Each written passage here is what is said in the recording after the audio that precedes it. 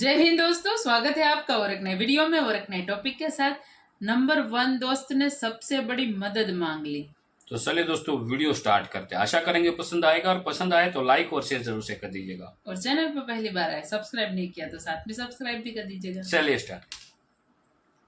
नमस्कार दोस्तों, स्वागत है आपका हिंदी नॉलेज शो में। तो दोस्तों, अगर किसी के घर में कोई दिक्कत परेशानी हो जाए, कोई इमरजेंसी आ जाए, तो ऐसी स्थिति में वो व्यक्ति क्या करेगा? सबसे पहले वो अपने पड़ोसियों को रीच आउट करेगा, उनसे बात करेगा, उनसे मदद मांगने की कोशिश करेगा।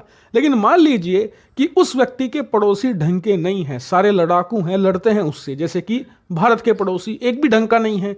तो ऐसी स्थिति में वो व्यक्ति फिर अपने दोस्तों से मदद मांगेगा। जैसे कि भारत ने कारगिल युद्ध के दौरान इजराइल से मदद मांगी थी और इजराइल ने भी रिस्पॉन्ड किया था और भारत की मदद करी थी। ठीक वैसा ही संकट आज की तारीख में इजराइल पर आन पड़ा है और इजराइल ने भारत से आखिरकार कम से कम 3 दिनों के बाद भारत से मदद मांगे ली है और ये बहुत ज्यादा बड़ी मदद मांगी है। और इसीलिए भारत अब धर्म संकट में फंस गया है, क्योंकि अगर मदद करता है तो भारत तब फंसेगा, मदद नहीं करता है तो और ज्यादा फंसेगा। ऐसा क्यों?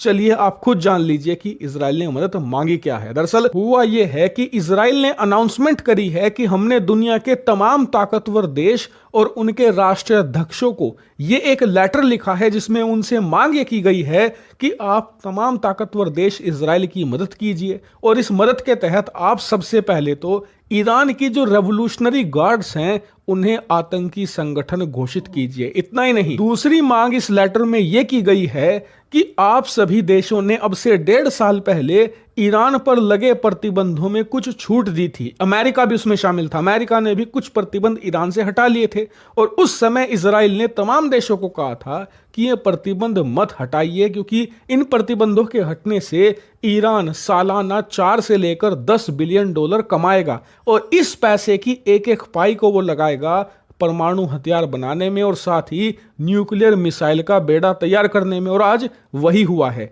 उसने पिछले 1.5 सालों में इन्हीं पैसों से सैकड़ों नहीं हजारों मिसाइलें तैयार कर ली है और उनमें से कई सौ मिसाइलें उसने अब से 2 दिन पहले इजराइल पर दाग भी दी है। इसीलिए इजराइल ने तमाम देशों से मांग ये की है कि आप ईरान पर से लगे प्रतिबंधों को दोबारा फिर से लगाइए, इन्हें रीइंस्टेट कर दीजिए, दोबारा लागू कर दीजिए, ताकि ईरान के जो पैसे के यानी कि कमाई के साधन हैं, रास्ते हैं, वो फिर से बंद हो जाएं और ये लोग नई मिसाइलों का बेड़ा ना बना पाए। और जैसा कि आप स्क्रीन पर देख सकते हैं, इजराइल ने अनाउंस किया है कि इन 2 मांगों के साथ उसने 32 देशों को ये लेटर लिखा है। और जैसा कि आप साफ देख सकते हैं कि इसमें भारतीय विदेश मंत्री एस जयशंकर का भी नाम यहां पर मेंशन किया गया है, यानी कि भारत को भी ये लेटर दिया गया है, भारत से भी ये बड़ी मांग की गई है। लेकिन सवाल उठता है, क्या भारत इजराइल की मदद करेगा या फिर इसे इग्नोर कर देगा? तो देखिए, इन 2 मांगों में जो एक मांग है वो तो मानी जा सकती है, लेकिन दूसरी जो मांग है ना, उस पर भारत फंसेगा। दरअसल जो पहली मांग है प्रतिबंध लगाने की, वो तो ऑटोमेटिक हो जाएगा, उसमें भारत को कोई इशू नहीं है, क्योंकि वो अमेरिका लागू कर देगा, सभी देशों को उसे मानना पड़ेगा, यानी कि भारत को इसमें कोई भी इशू नहीं आने वाला। लेकिन जो दूसरी मांग है और जो सबसे बड़ी भी है, वो है ईरान के रेवोल्यूशनरी गार्ड को आतंकी संगठन घोषित करना। ये भारत के लिए बहुत ही ज्यादा टफ होगा। वो इसलिए क्योंकि जो ईरान की रेवोल्यूशनरी गार्ड है वो ईरान की सेना में सबसे ज्यादा शक्तिशाली यूनिट है। आप ये कह सकते हैं कि ईरान की रेवोल्यूशनरी गार्ड न सिर्फ ईरान की तीनों सेनाओं को कंट्रोल करती हैं, बल्कि ईरान के जो प्रॉक्सी हैं, यानी कि ईरान के समर्थन वाले जो संगठन हैं, चाहे वो हिजबुल्लाह हो, चाहे हमास हो, चाहे यमन में हूती विद्रोही हो, पूरे अरब वर्ल्ड में जहां जहां इनके प्रॉक्सी हैं, उन सबको कंट्रोल करती है IRGC। जी हाँ, इसका शॉर्ट फॉर्म है IRGC, पूरा नाम है इस्लामिक रेवोल्यूशनरी गार्ड कॉर्प्स। और इसीलिए इसे सबसे ताकतवर माना जाता है। और सबसे खास बात, IRGC कभी भी ईरान के राष्ट्रपति या इनके किसी मंत्री या डिफेंस मिनिस्टर को कभी रिपोर्ट नहीं करती। ये सभी लोग रिपोर्ट करते हैं ईरान के सुप्रीम लीडर अयतुल्ला खमनेई को, जो कि ईरान के अंदर राष्ट्रपति से भी ज्यादा ताकतवर हैं। आप ये कह सकते हैं कि ईरान में सबसे ताकतवर व्यक्ति हैं अयतुल्ला खमनेई, जो उनके सुप्रीम लीडर है। और इसीलिए इस संगठन को आतंकी संगठन घोषित करना भारत के लिए बहुत मुश्किल होगा, क्योंकि ईरान समर्थित जितने भी देश हैं वो भारत का विरोध करेंगे, साथ ही ईरान खुद भारत का विरोध करेगा और इसके अलावा पूरे अरब वर्ल्ड में भारत की जो जियोपॉलिटिकल बैलेंसिंग है वो सब बिगड़ जाएगी। और इसके अलावा फ्यूचर में ईरान को लेकर जो भारत के प्लान हैं वो भी खत्म हो सकते हैं, खासकर कि चाबहार को लेकर जो प्लानिंग है वो भी खटाई में पड़ सकती है। लेकिन दूसरी तरफ इजराइल भी है। इजराइल ने मुश्किल वक्त में भारत का साथ दिया है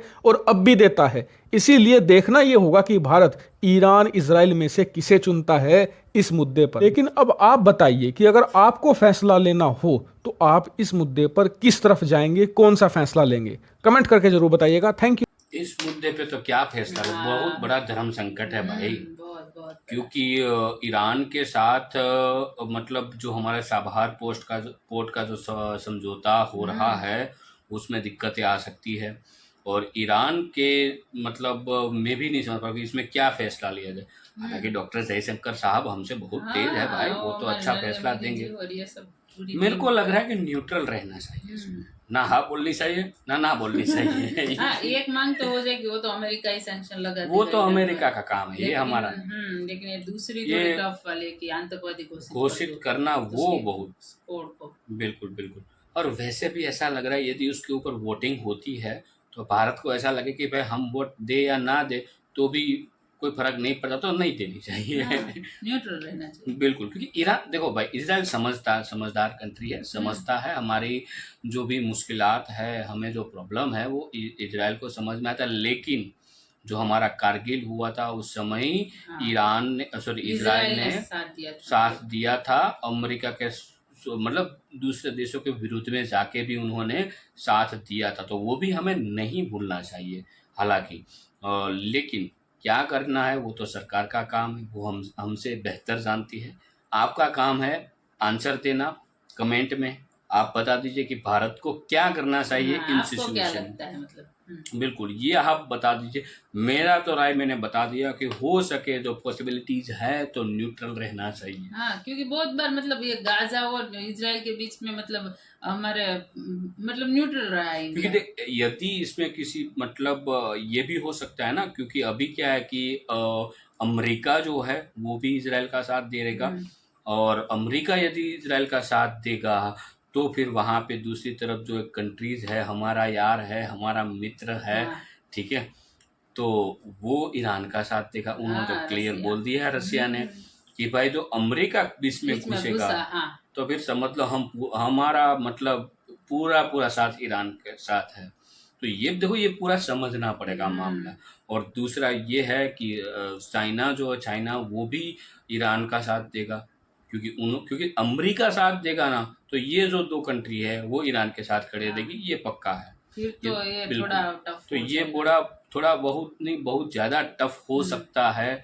लेकिन मेरे को अब ये लग रहा है कि इजराइल कुछ और रास्ता निकालेगा, ये पक्का दिख रहा है। कहीं ना कहीं वो कुछ अलग रास्ता निकालेगा, क्योंकि वो फिर हम पे आ जाती है ना, मतलब खुद के ऊपर, तब कुछ नहीं देखना है। हम कहाँ से बच सकते वही देखना है, दुनिया गई बाहर में। मेरे को लग रहा है कि इजराइल यही करने वाला है। बाकी दोस्तों आपकी राय कमेंट में लिखकर जरूर बता दीजिए। फिलहाल आपसे विदाई ले रहे हैं, लेकिन मिलेंगे और एक नए वीडियो में आपके साथ। टिल देन, जय हिंद, जय भारत।